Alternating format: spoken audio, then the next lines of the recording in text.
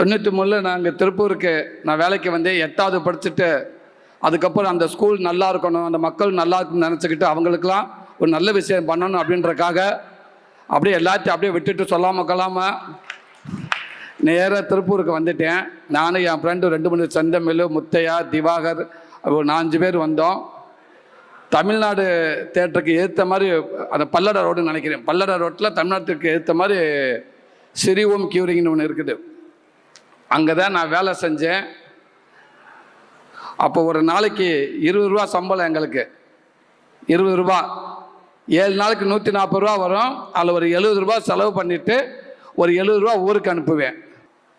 அந்த முதலாளிகள் பேர் வந்து கோவிந்த் அண்ணன் ஒருத்தர் இருந்தாங்க, செல்வண்ணன், பாலு அண்ணன், மொத்தம் 3 பேர் தான் அந்த அந்த முதலாளி.